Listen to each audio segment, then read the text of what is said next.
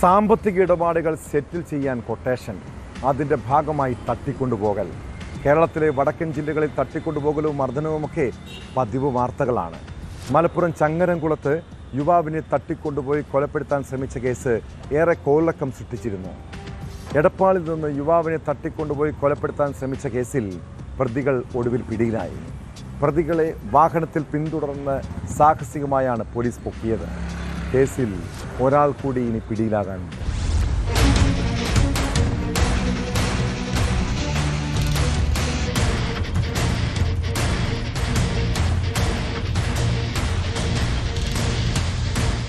ചങ്ങരംകുളം സ്വദേശിയായ യുവാവിനെ എടപ്പാളിൽ നിന്ന് തട്ടിക്കൊണ്ടുപോയി മർദ്ദിച്ച് വഴിയിൽ ഉപേക്ഷിച്ച കേസിലെ പ്രതികളെ സാഹസികമായാണ് പോലീസ് പിടികൂടിയത്.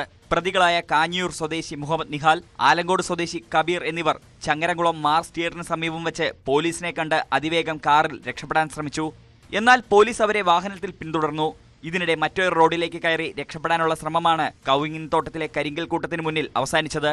തോട്ടത്തിലെ കരിങ്കൽ കൂട്ടത്തിൽ ഇടിച്ചു കയറിയ കാർ നിന്നതോടെ പുറകെ എത്തിയ പോലീസ് രണ്ടുപേരെയും പിടികൂടുകയായിരുന്നു. അറസ്റ്റിലായ കബീർ സമാനമായ നിരവധി കേസുകളിൽ പ്രതിയാണെന്ന് ഉദ്യോഗസ്ഥർ പറഞ്ഞു.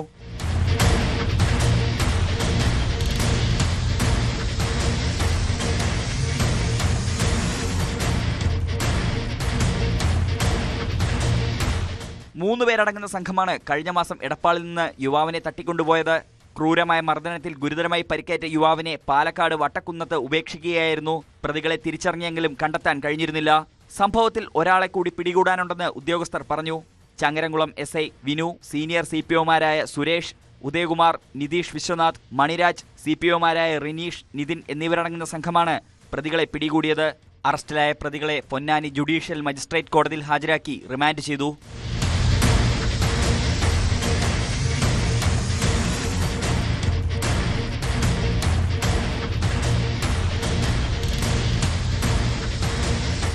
ന്യൂസ് 18 തിരൂർ.